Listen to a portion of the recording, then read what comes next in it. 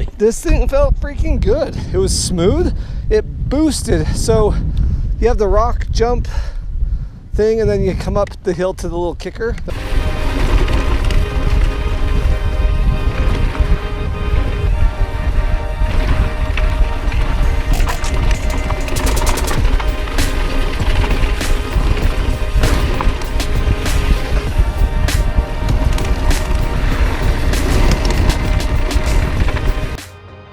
What's up, guys?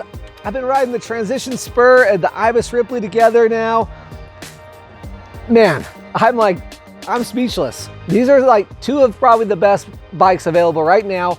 If your speed's not like crazy high, if you're not going to lift service, bike parks, hitting 20-foot gaps, everything below that, I don't know how you do any better than these two bikes. It's unbelievable. I've been riding this Ibis Ripley for a year and a half now. I'm so comfortable on it, so confident on it. Every time I sit on this bike, it just feels right at home, like I'm on the right bike for me. And that's why I've kept this bike so long. I normally swap out my bikes every 4 to 6 months, constantly getting new bikes because I demo a lot of different bikes because of the YouTube channel. And so I'm always getting something new or something flashy comes out and I get excited about it and I gotta have it. And you know, right now at my house, I've got a Pivot Switchblade, a Yeti SB130, a Rocky Mountain Altitude that just recently came out. There's a video coming on that. I've got my Ripley here. There might be room for a Transition Spur. Who knows? I'll have to ask my wife and see if there's room in the bike room for it. But there's a lot of good bikes out right now. But if I could only own one, oh man, it'd be really hard to pass up this Ripley. And so now I've been spending more time on the Transition Spur. Very similar bikes. They're both 120 millimeter travel of rear travel in the rear.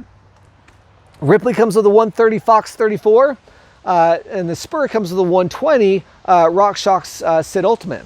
And man, I'm surprised at how good that Transition Spur is. It's crazy how good it is. I would say it feels more stable at higher speeds than the Ripley. I think it's a little bit longer bike. That's probably why. The rear end, that suspension on the rear end for that little teeny can, that little teeny shock back there, it's amazing how well that thing works on even long descents. You know, it's really impressive. And I would say it's maybe just a little bit more composed, a little smoother through the chundry sections and the high speed, not even the really chundry sections, but just high speed stuff. When you're hitting lots of chattery stuff at high speed, the bike just feels on point. And I would say that's, you know, if you want to just be done with the video like right now, this is the final thing I'll say and then you can be done. But that bike, I would say, is just a little bit more precise than this bike. Just a little bit more laser focused than the Ripley. And that's probably the most glaring difference. And then speaking of the Ripley's probably just a little bit softer in the way it feels. It's not quite as stiff of a frame, just a little softer, a little bit more playful, a little more forgiving, a little easier to ride probably. So that's all business though. I feel like the Transition Spur is just all business, man. You can just hammer that thing and it's just ready for it.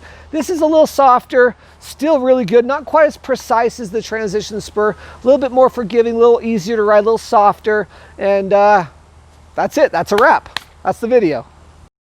Oh, seriously though, let's talk about climbing. Climbing, I don't know, I need a little bit more time on that Spur. The Spur might eke out the Ripley on climbing. I can't believe I'm freaking saying that right now. It's September 2020. I've been on this bike for a year and a half. It's freaking close, you guys. Like, flip a coin. They are really, really good. Best climbing 29er trail bikes available right now. Bam. I stamp it. It's they're both really good. I would say for me at 5'8", they're both mediums. This cockpit just feels a little bit more comfortable for me. It's just a little bit shorter, where the Transition Spur is a little bit longer. I would definitely go a 35 mil stem if I bought a Transition Spur. I'd shorten that stem up and I'd go shorter bars. But yeah, this is probably just a little bit more comfortable for me at 5'8" on a size medium. Descending, this bike feels quicker side to side. It's much easier to maneuver through kind of tricky little crafty little sections of trail. You can just move it around real simple, real easy. I think that's because the bike's not so stiff. The Transition, it's more like it's on the trail it's going to go. It's like it's on rails almost. It's on the line that it's going to go on, and it stays to that line. It's very precise. And I would say this bike, the harder you ride it on the Transition, the harder you ride it, the more it gives to you. The more it wants to go hard. The Transition might, a person who's a really talented rider, like a really skilled rider, you're a real strong rider, you might like the Spur better actually. I think that you'll get more out of that bike because the harder you ride the bike, the better it gets on that Transition Spur. Whereas the Ripley, you know, my wife who rides, you know, once or twice a week type of thing, she's not in a real big hurry to get up the hill. She's not in a real big hurry to get down the hill. She just wants to go have a good time. This is probably more her speed right here, which is weird to say because it's not like this bike is a sissy bike or anything like that. Like I've been riding it for a year and a half and I've been riding the heck out of it, you know, like I ride it super hard. But the harder I ride this bike, the more I feel like I find its limitations. When I really, really pump hard through some really hard G-out turns, I can feel it. It doesn't feel flexy on me, but I'm pretty lightweight. I'm a smaller guy. But I can imagine a 200-pound guy would maybe feel this bike feel a little flexy on him, maybe a little bit. And we're on the Transition Spur. Nah, I don't think that you would feel that. I think that bike's very stout, very precise.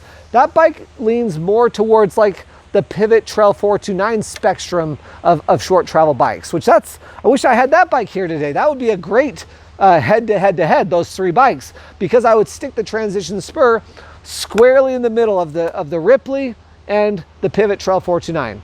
I owned the Pivot Trail 429 like 2 years ago when it first came out. And then I went to the Yeti SB100, and then I went to the Ripley, and I've been stuck on the Ripley for a year and a half because it's so good. I would say another thing about the Transition that I really like is in my area here in Utah, there's not as many Transitions. And so when I go out on the trail, I usually see a Ripley or a couple Ripleys out on the trail. The Spur, I don't see as many of them. So that's kind of a cool factor, you know, not as many of them out there, at least in my area. And then the other thing about the Spur is the price point. For $6,000, which I don't know what your situation's like. That might sound like a lot of money for you, but bikes are kind of getting expensive here in 2020, you know, at this point. But for $6,000, that bike only weighs 25 pounds. There's not a lot of bikes out there that for $6,000 are going to weigh 25 pounds. It's a pretty impressive build kit. I picked up the bike from Salt Cycles here in Sandy, Utah. If you're not familiar with them, check them out. They're an Ibis, Yeti, Pivot, Cannondale, and Transition dealer. And the great thing about buying your bike from Chris at Salt Cycles is that bike for $6,000 comes with SRAM X01 drivetrain, right? And guide brakes. Well, you could say, hey, Chris, I want that bike, but do you mind swapping the X01 for XT or XTR? I want XTR brakes or whatever. He is more than happy to custom build. He's got such a big inventory of parts and everything. He can just custom build your bike however you want and get that first class custom service. It's amazing. And they're just the nicest guys in the world. So I would definitely reach out to Chris if you're looking at the Spur or the Ripley for that matter. I have links to both these bikes in the description below this video.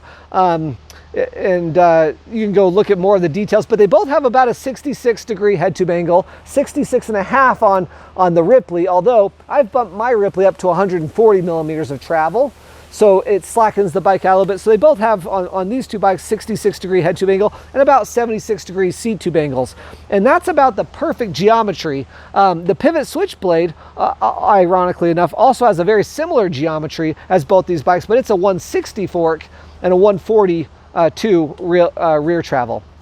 I'm trying to think of any of the other glaring differences, you know. I mean, the Transition Spur, one thing that's kind of a little bit annoying is that they still have that rear brake cable on the outside of the frame, which is, you know, for 2020, you know, I think they should have just done it all internal. I think they do it for racing purposes, but how often do you guys replace your rear brake cable? You know, not that often. So, and anymore, it's so easy to run it through the frame anyway. So, you know, 1-point Ripley, better frame build in my opinion. You know, possibly with all internal routed cables, whereas the Transition has the one cable on the outside. Other than that, I mean, go look at all of Transition's lineup right now. All their bikes are just unbelievable looking, just really, really nice looking bikes. I would say to my eye, the Transition's the better looking bike, if that matters to you. It also comes in a blue color. The Ripley comes in this color, then a black, matte black color as well. But the differences between these bikes are subtle. They are, as I said, this bike feels maybe a little softer, where that bike's a little bit more stiff, and that bike's more precise. It's also more stable at speed, even though it has a shorter travel fork, which is bizarre. But I would say that bike's more stable at speed for sure. And this one's probably a little quicker in the tight areas. In the slower speed tight areas of the trail, this is going to feel a little more rewarding, a little quicker, a little faster to ride. At the high speed sections, that's probably the more rewarding bike. But what a good time to be a mountain biker. There's so many good options right now. This is two of the best short travel bikes available right now. For a trail bike that you're not going to go crazy mock chicken speed all the time on, this is probably it. If your speed's a little bit higher, a little faster, you might look at the Yeti SB130 or the Pivot Switchblade.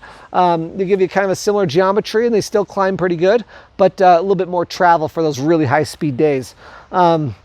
Anyway, thanks for watching, guys. If you're new to the channel, subscribe, stick around. I ride lots of different bikes on all the same trails and share my opinion here on my YouTube channel. And for you guys who've been here forever, thanks for the support. I link all the clothes that I wear, all the kit that I wear, the helmet, the glasses, these new knee pads that I've been wearing recently. I link all that stuff in the description below this video. Click on those links. They'll take you to Competitive Cyclist. Anything that you guys buy using those links directly goes to support me and my channel here on MTB Yum, so I can keep making videos like this and keep doing this, you know. So I really appreciate the support, guys. It's been great. Look in the description below this video, or look for me on Instagram. Also, I'll update you on Instagram when the live stream will be. But I want to talk to you guys more about this in the live stream, where we can just kind of cut loose, have a good time, answer all the questions that you guys have about both these bikes or any other bikes that I've been riding. Put those questions in the description down below, or show up for the live stream and we'll talk about it. Thanks, guys. We'll see ya.